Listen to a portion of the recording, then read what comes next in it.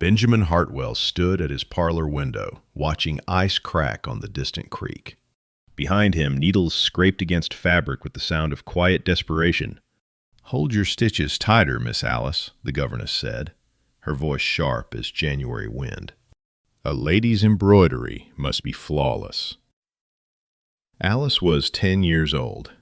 Her fingers moved mechanically across the hoop, each stitch a small imprisonment. Through the frost-laced window, she could see the world she wasn't allowed to explore. 300 acres of forest and meadow, frozen creeks hiding geological secrets, sky vast enough to hold every constellation. Clara, 13 and darker tempered than her sister, stabbed her needle through the fabric. The governess, Miss Pemberton, the fourth this year, winced at the violence of it. "Miss Clara, a lady does not attack her needlework." "Perhaps," Clara said quietly. "I don't want to be that kind of lady." The parlor went silent, except for the clock's measured tick. Benjamin turned from the window. Miss Pemberton's face had gone rigid with offense. "Mr. Hartwell," she said, standing abruptly, "I cannot continue under these conditions. Your daughters are unmanageable. They ask improper questions. They read unsuitable books. They resist every feminine accomplishment." She gathered her things with sharp, angry movements. "I have my reputation to consider. No governess in the territory will take this position once word spreads." The door closed behind her with finality. In the sudden quiet, Benjamin heard his younger daughter exhale slowly, as if she'd been holding her breath for months. Alice left her embroidery hoop on the chair. From beneath it, she pulled a leather-bound book, Darwin's Origin of Species. The forbidden text she'd borrowed from his study without asking. "Papa," she said, her voice small but defiant, "why can't we learn what matters?" Clara joined her sister at the window. Mrs. Patterson's daughters learn French and watercolors, but they don't know why the creek floods in spring. They can't read a map. They just wait to be married, like ornaments on a shelf. Benjamin looked at his daughters, intelligent, curious, slow suffocating under the weight of society's expectations. The parlor felt suddenly like a beautiful cage. Embroidery hoops lay scattered like abandoned shackles. Through the window, that vast property waited, unused and unmapped. He thought of Sarah, dead 4 years now. On her last day, fever bright and fading, she'd gripped his hand with unexpected strength. "Don't let them become decorations, Ben," she'd whispered. "Let them become themselves." He'd been failing that promise with every conventional governess he hired. "You're right," he said quietly. Both daughters turned, surprised. "You should learn what matters." That evening, alone in his study, Benjamin stared at the employment agency letter advertising accomplished governesses in feminine arts. Women who would teach his daughters to pour tea and paint roses and speak French phrases they'd never use. He crumpled the paper slowly. Tomorrow, he would find someone different. Someone who understood that his daughters deserved more than parlor skills and patient waiting. Outside, winter darkness settled over the estate. From the creek came a sharp crack. Ice beginning to break. Spring was coming, whether the world was ready or not. Benjamin smoothed the wrinkled letter, then dropped it in the fire. As flames consumed it, he felt something shift inside him. Fear, perhaps, or the first stirring of courage. Jessica Moore arrived 3 days later, carrying a leather satchel and a wooden case that looked more suited to a surveyor than a governess. Benjamin met her in his study, afternoon light slanting through windows that overlooked the property. She was perhaps 30, dressed simply, her handshake firm and unapologetic. "Thank you for seeing me, Mr. Hartwell," she said. "I understand you've had difficulty finding suitable instruction for your daughters." 4 governesses in a year, Benjamin admitted. "They all say the same thing. My daughters are unmanageable." Jessica set her wooden case on his desk. When she opened it, brass instruments gleamed in the sunlight. A surveying compass, a botanical press with dried specimens, star charts folded with precision, mathematics texts with worn covers, I teach reading, arithmetic, history, and geography, Jessica said. The traditional subjects. But I also teach navigation by stars, botany through field study, mathematics through practical application. She paused. Other families have found my methods unsuitable for young ladies. Benjamin studied the instruments. Why do you persist if families reject your approach? Because girls become women who must navigate the world, Jessica said simply. They deserve the tools to do so capably. Through the study door, Benjamin caught movement, two shadows lurking in the hallway, listening. He smiled despite himself. "Clara, Alice," he called, "come in." His daughters entered sheepishly. Their eyes went immediately to the open case, to the brass compass catching light like captured promise. "This is Miss Moore," Benjamin said. "She's interviewing for the governess position. I thought you might have questions." Clara approached the desk slowly, drawn by the instruments. "Is that a surveying compass?" "Yes," Jessica said. "Do you know how it works?" "To measure angles and distances," Clara said. "For making maps." "Exactly." Jessica lifted the compass, letting Clara hold it. The brass was warm from sunlight. "Have you ever wanted to map something?" "Everything," Clara breathed. "The whole property, the creek paths, where the deer trails go." Alice touched the botanical press gently. "You collect plants?" "I study them," Jessica said. "Classification, habitat, medicinal properties." "Would you like to learn?" Alice nodded, eyes bright with hunger Benjamin hadn't seen in months. He watched his daughters come alive with questions. What the star charts showed, how navigation worked, whether they could really learn such things. Jessica answered each question seriously, treating them not as children to be humored, but as minds to be engaged. Finally, Benjamin asked the question that mattered. "What do you think, girls? Should I hire Miss Moore?" "Yes," they said together, urgently. Jessica closed her case carefully. "I should be honest, Mr. Hardwell. My methods will draw criticism. Families in town will say I'm making your daughters unfeminine. They'll say I'm filling their heads with unsuitable knowledge." "Let them say it," Clara said fiercely. Benjamin met Jessica's eyes. He saw in them something familiar, the courage of conviction, the willingness to be judged for doing what's right. "You're hired," he said. "My daughters need someone who shows them the world is bigger than parlors." After Jessica left to gather her belongings, Clara whispered urgently, "Thank you, Papa." Alice hugged him, rare and fierce. Through the window, afternoon was fading toward dusk. The first evening star appeared above the tree line. His daughters would learn to navigate by those stars. Whatever it cost, the decision felt right. That evening, Benjamin walked the property line as twilight deepened into night. March wind still carried winter's bite, but underneath ran the promise of thaw. He followed the fence that marked his western boundary, 300 acres of forest and meadow that his daughters had never truly explored. The land waited, patient and unmapped, while they sat indoors, destroying their spirits with needlework. Sarah would have hated seeing them that way. He remembered her at 20, sharp-minded and curious, asking questions about his business that most women never considered. She'd wanted to attend university, study natural sciences. Her father had called the idea obscene. Benjamin, young and afraid of scandal, hadn't fought hard enough to defend her dreams. They'd married. She'd been a good wife by every measure society valued. But sometimes he'd catch her staring out windows the way Alice did now, hungry for a world beyond parlor walls. When fever took her 4 years ago, she'd used her final strength to extract a promise. "Don't let them become decorations, Ben," she'd whispered, her hand cold in his. "Let them become themselves. Promise me." He'd promised. Then promptly failed her by hiring conventional governesses who taught conventional accomplishments, slow crushing his daughter's natural curiosity under the weight of what ladies were supposed to be. Until today, Benjamin reached the property's high point, where land sloped down toward the creek. Ice still covered the water, but cracks webbed across the surface.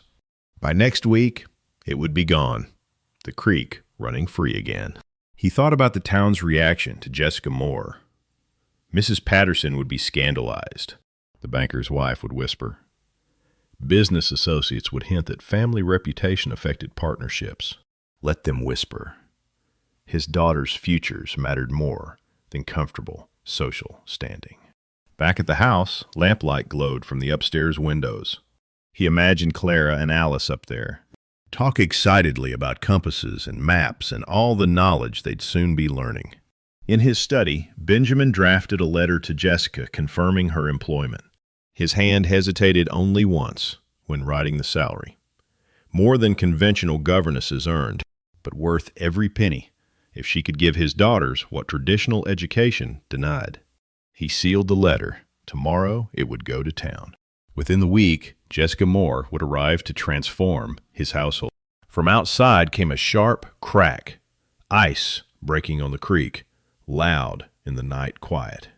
The sound made him smile. Change was coming, inevitable as spring. Benjamin stood at his study window, watching stars emerge one by one above the dark tree line. His daughters would learn to navigate by those stars. They'd learn to read the land, understand the world, think for themselves. If that made them unsuitable for the narrow life society prescribed, then society needed to become broader. He extinguished the lamp and climbed the stairs. Behind Clara's door, he heard urgent whispering, plans being made, futures being imagined. For the first time in 4 years, Benjamin felt like he was keeping Sarah's promise. Jessica arrived on a wet April morning when mud season had turned the roads into challenges requiring navigation skills of their own. She brought 3 trunks, 1 of clothes, 2 of books and instruments. Benjamin helped carry them to the room that had been prepared, trying not to show his curiosity about equipment that looked more suited to a territorial survey team than governess. "We'll start tomorrow," Jessica said, unpacking a leather case of botanical specimens. "If the weather holds, I'd like to begin outdoors." Clara and Alice had been hovering in the doorway. At this announcement, they exchanged glances of pure joy. The next morning dawned clear and surprisingly warm. Jessica appeared at breakfast dressed practically, split riding skirt, sturdy boots, hair braided simply. "Today we're mapping the property's eastern boundary," she announced. "We'll use the surveying compass to measure distances and angles. You'll record our findings in field journals. Then we'll identify every plant species we encounter along the way." Mrs. Chen, the housekeeper, looked scandalized. "But Miss Moore, the ground is still muddy. The girls will ruin their clothes." "Yes," Jessica agreed cheerfully. "Learning is often muddy." They spent 6 hours outside. Benjamin watched from his study window as Jessica taught his daughters to use the transit, how to sight along property lines, how to calculate angles and distances. Clara's face was intent with concentration. Alice crouched by the creek, sketching plants in her new journal. By afternoon, they were mud-splattered, wind-blown, and radiant with purpose.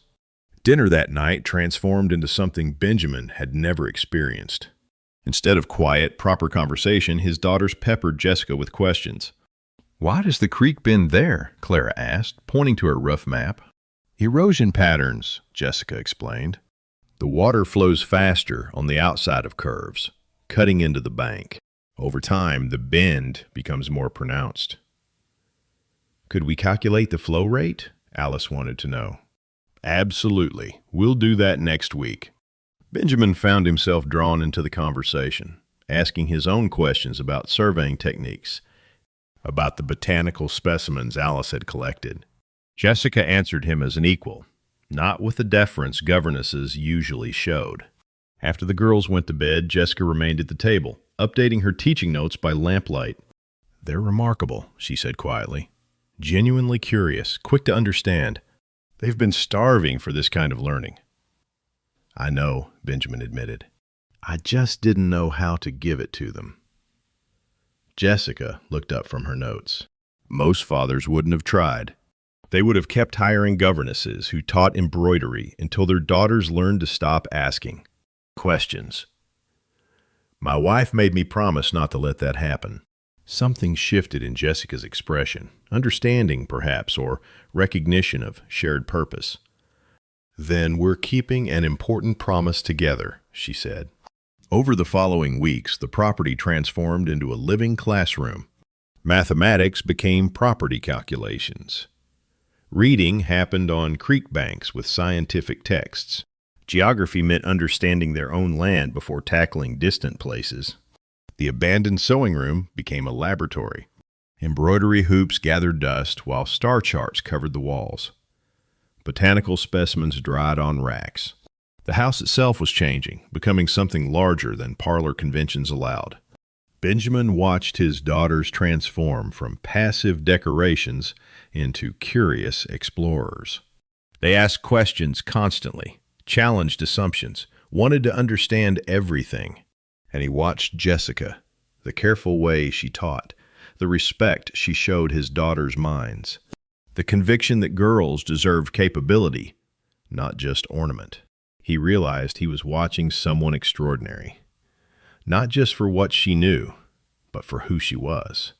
A woman who'd chosen purpose over convention, who stood by that choice despite rejection, who treated education as a kind of liberation.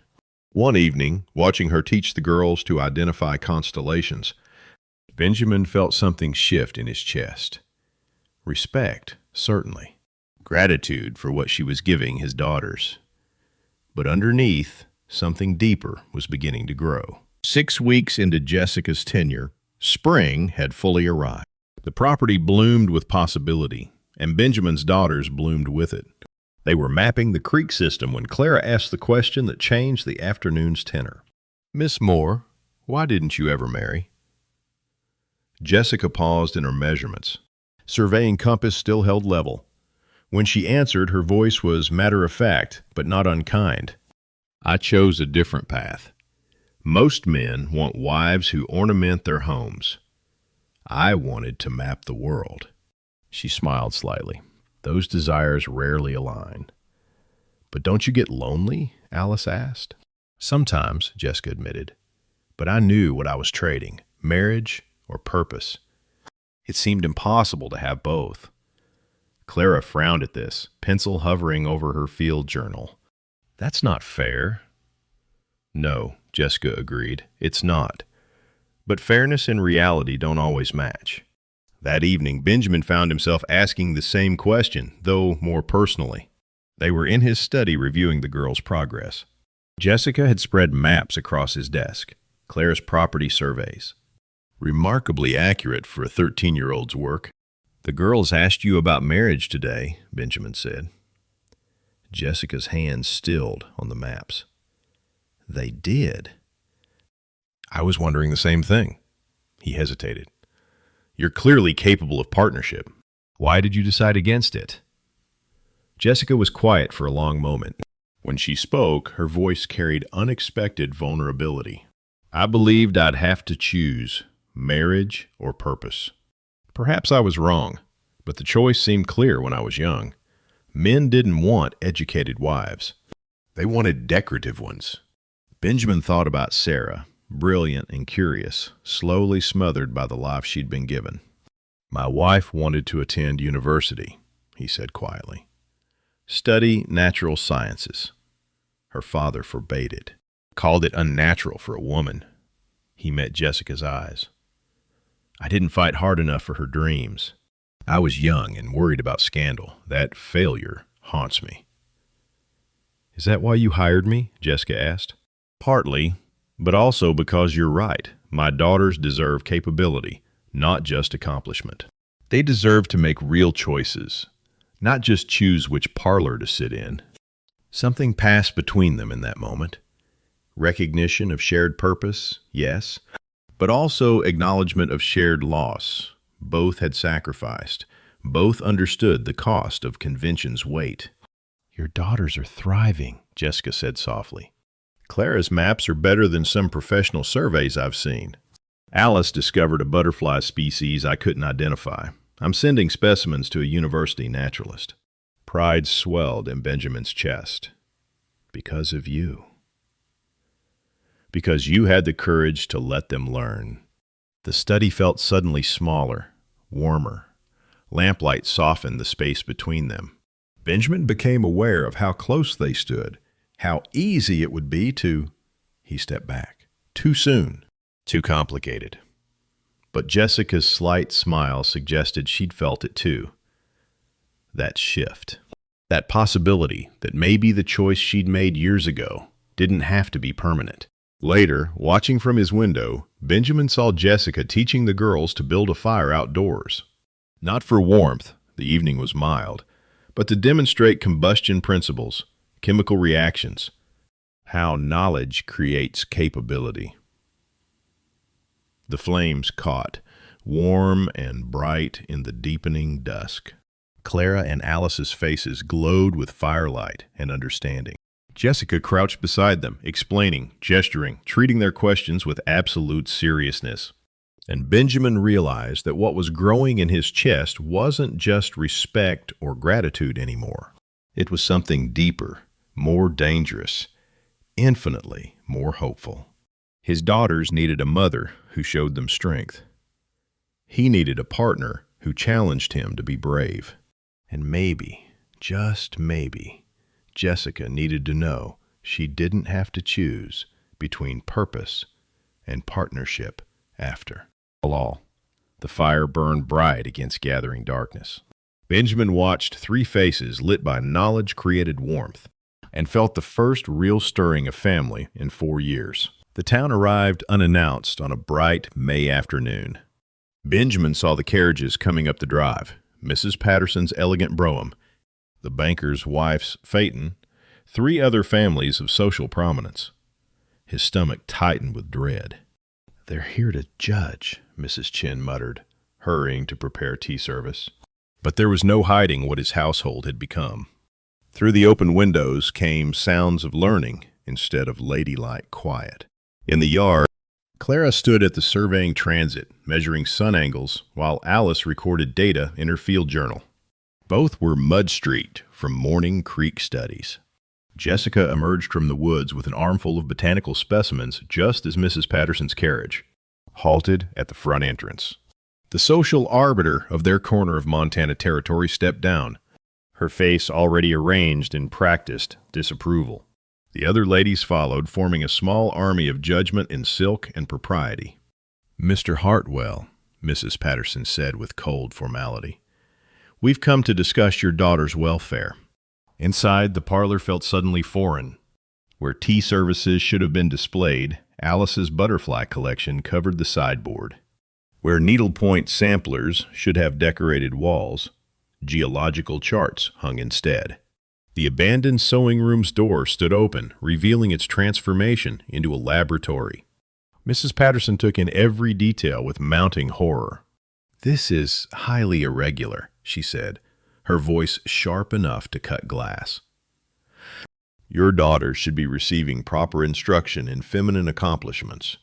Instead, I understand they spend their days tramping through mud like field hands." "They're learning," Benjamin said carefully. "Navigation, surveying, natural sciences. Unsuitable subjects for young ladies." Mrs. Patterson's fan snapped open with finality. "No decent family will receive them socially. No suitable man will marry them. You're ruining these children, Mr. Hartwell." Through the window, Benjamin could see Jessica with his daughters, still working. Clara was showing Alice how to calculate the sun's angle. They were so clearly engaged, so obviously thriving. The banker's wife leaned forward. "My husband mentioned that family reputation affects business partnerships. People are talking, Mr. Hartwell." The implied threat hung in the air.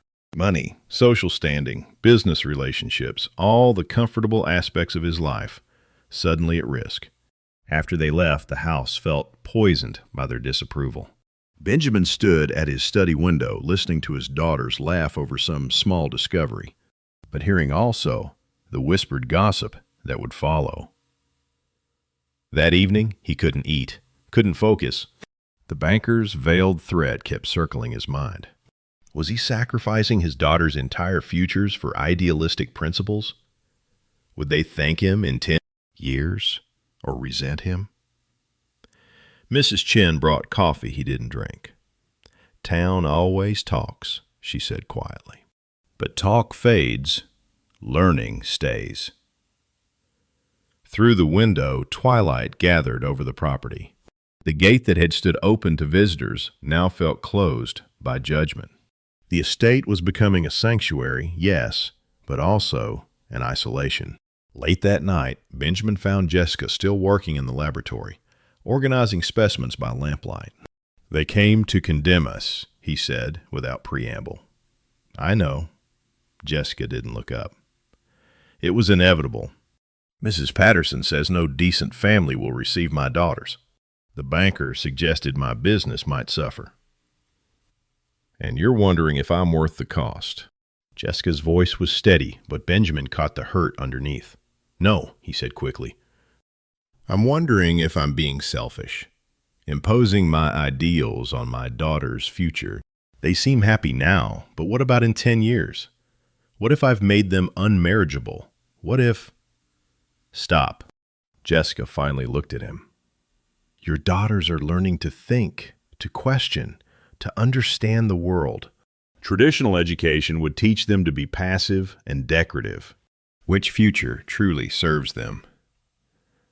But doubt had taken root. That night, Benjamin lay awake, listening to the house settle, wondering if courage and selfishness looked the same from different angles. The social cost was real. The isolation was growing, and the question haunted him. Was he protecting his daughters or destroying their chances at normal lives? The letter arrived 3 days later, elegant and expensive. Benjamin recognized the seal before opening it. Boston Academy for Young Ladies, the most prestigious girls' school in the East. Someone had recommended his daughters for admission. Full enrollment, traditional curriculum, guaranteed social connections. Everything a proper father should want. He stood in his study holding the letter like it weighed 100 pounds. Through the window, he watched Clara using the transit to map the western property line. Alice was sketching something in her field journal, probably the rare orchid they'd found yesterday. Their competence was remarkable. Their joy was undeniable. But Boston would give them normalcy, acceptance, the conventional future he was denying them here. Benjamin sank into his chair. The letter promised everything Mrs. Patterson had said his daughters were losing: social standing, suitable marriages, respected positions in proper society. All they'd have to sacrifice was who they were becoming. He thought about Sarah's deathbed words, about the promise he'd made. But he also thought about his daughters at 30, unmarried and isolated, because he'd made them too educated for conventional society to accept. That evening, Jessica found him still staring at the letter. "What is it?" she asked. He handed it to her silently, watched her read it, watched her face remain carefully neutral. "It's a generous offer," she said finally. "Yes. Are you considering it?" Benjamin scrubbed his hands over his face. "I don't know. Maybe. Is that terrible? Am I giving up?" Jessica sat down across from him. For a long moment she said nothing. When she spoke, her voice was gentle but honest. "You're giving them choices. Traditional education gives them none. Yes, they may face criticism. Yes, their path may be harder, but they'll face it as capable women with tools to build their own lives." She paused. "The question isn't whether Boston is easier. It's whether easier is better. What if I'm wrong? What if my idealism ruins them? What if your fear diminishes them?" The words hung between them, sharp and true. That night, Clara came to his study. She stood in the doorway, uncharacteristically hesitant. "Papa, are we going to that school?" Benjamin's heart clenched. "It's an option, a good school. Traditional education, social opportunities." "I don't want traditional education," Clara said fiercely. I want to learn things that matter. I want to understand how the world works, not just how to pour tea. Alice appeared behind her sister. Jessica says women can be cartographers, real cartographers, Papa. I want to map rivers. Benjamin looked at his daughters, confident, capable, full of purpose. Boston would sand those edges smooth, teach them to be decorative and passive. Sarah's voice echoed in his memory. Let them become themselves. Then we stay, he said quietly. We face the criticism together, and we trust that capability serves you better than conformity. His daughters hugged him with fierce relief. After they'd gone to bed, another letter caught Benjamin's eye. This one from a university professor of natural sciences. It praised Alice's butterfly documentation, requested permission to publish her findings in an academic journal. His 10-year-old daughter had made a genuine scientific contribution. The world was bigger than one town's narrow opinions. Recognition existed beyond Mrs. Patterson's social circle. Benjamin stood at his window watching stars emerge. Somewhere out there, people valued knowledge over convention, capability over decoration. His daughters would find those people, and they'd do it on their own terms, with tools to navigate whatever path they chose. The darkness outside felt less threatening now, more like possibility waiting to be mapped. He picked up the Boston letter and fed it to the fire, watched the expensive paper curl and blacken. Tomorrow he would defend Jessica's methods publicly, whatever it cost. The town's annual spring social arrived like an inevitable confrontation. Benjamin dressed carefully, conscious that this evening would define his family's future in ways that couldn't be undone. Downstairs, Jessica wore a simple dress, elegant but not ornate. His daughters looked nervous but determined. We don't have to go, Benjamin said. We could stay home. No, Clara said firmly. We can't hide forever. The community hall blazed with lamplight and judgment. Benjamin felt the shift in attention the moment they entered.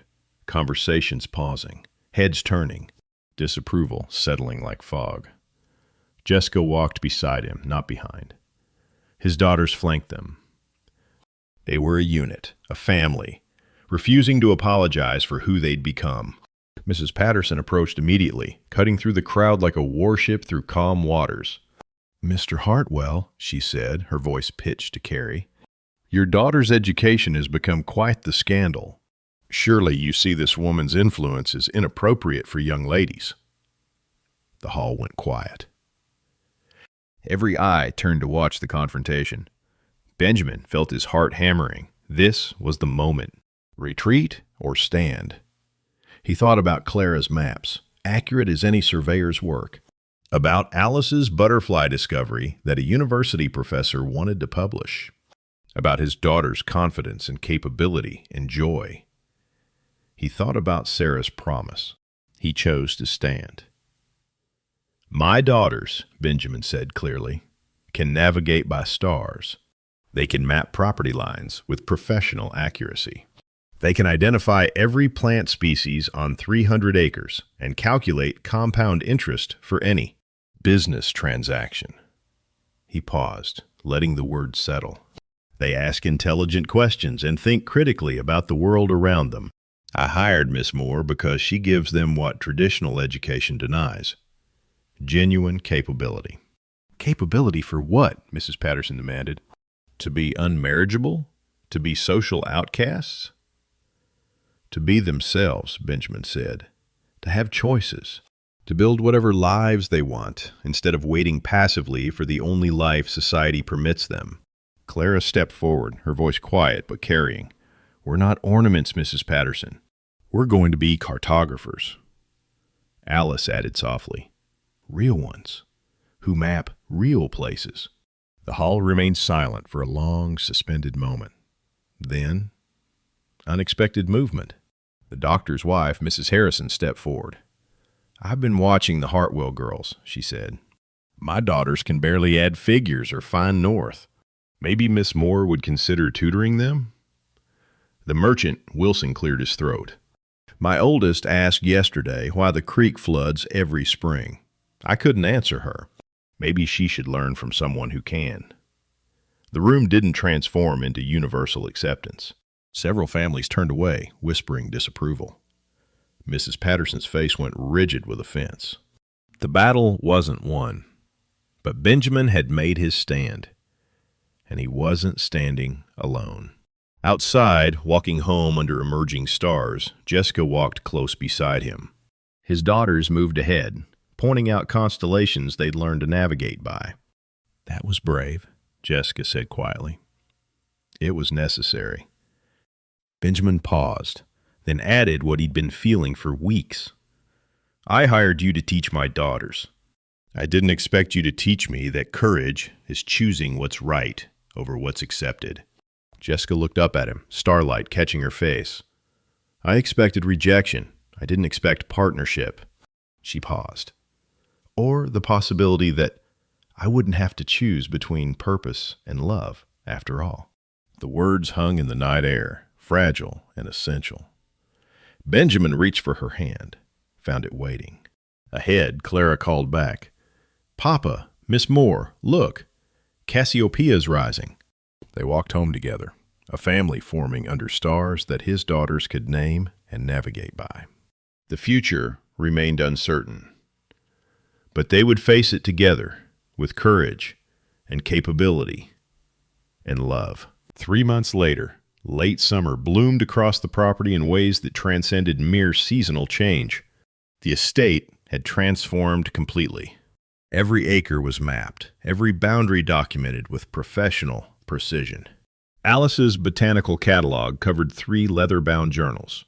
The weather station they'd built recorded daily observations that a territorial meteorologist had requested. Permission to study. Clara's maps were so accurate that the Montana Territorial Survey Commission had hired her at 13 to assist with preliminary work on a new county atlas. The payment wasn't substantial, but the recognition was extraordinary. Benjamin stood in what had once been the sewing room, now a proper laboratory with proper equipment. Microscopes he'd ordered from Chicago, a drafting table for cartography work, books that treated science as something women could comprehend, not something they needed protection from. Through the window, he could see his daughters at work on the property's highest point, taking star readings in late afternoon light, preparing for evening navigation practice. Social changes had been subtler but real.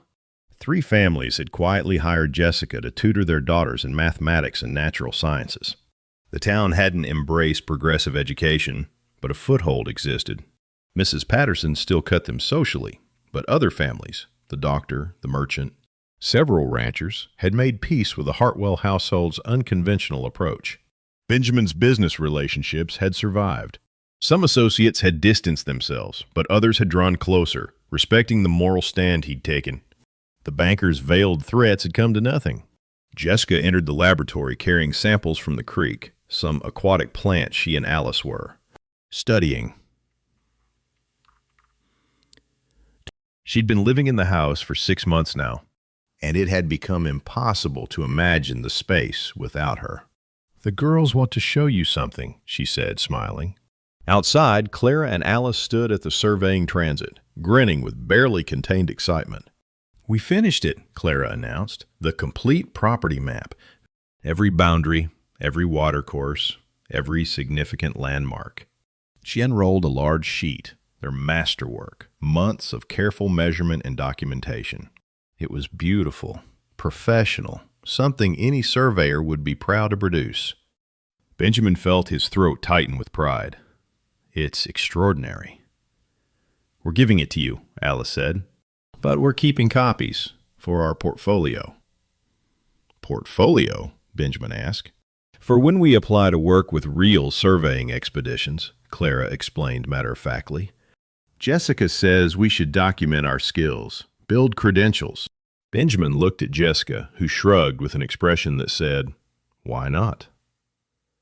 That evening, with his daughters inside preparing dinner with Mrs. Chen, Benjamin and Jessica stood at the property's highest point, watching the sun descend toward the western mountains. "They're remarkable," Benjamin said quietly, "because of you." Because you had courage first, Jessica replied. Most fathers wouldn't have risked what you risked. Benjamin turned to face her fully. I hired you to teach my daughters. I didn't expect you to teach me that courage is choosing what's right over what's accepted. That partnership means supporting each other's unconventional wisdom. He paused. That I could love again. Jessica's eyes widened slightly. Ben, my daughters need a mother who shows them strength, he continued. I need a partner who challenges me to be brave.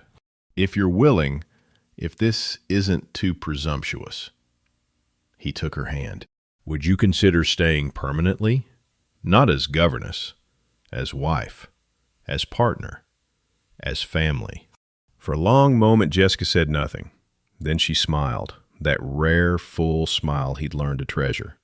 I am willing, she said simply. I expected rejection. I found partnership. I found love. I found proof that I didn't have to choose after all. They kissed as the sun set fire to the western sky, as their daughters' voices carried through open windows, discussing star positions and navigation routes. Later, walking back to the house, Alice ran out to meet them. Are you staying forever? She asked Jessica hopefully. Yes, Jessica said, glancing at Benjamin. If that's acceptable.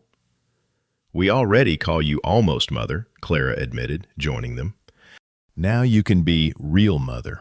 The parlor where Benjamin had once watched his daughters suffocate over embroidery hoops had transformed completely. Star charts covered the walls. Maps lay spread across tables. Botanical specimens dried on racks. The room breathed with learning and purpose. Through the window, surveying equipment gleamed in twilight. Brass compass, transit, measuring chains. Tools for navigating the world. Tools his daughters would carry forward into whatever futures they chose.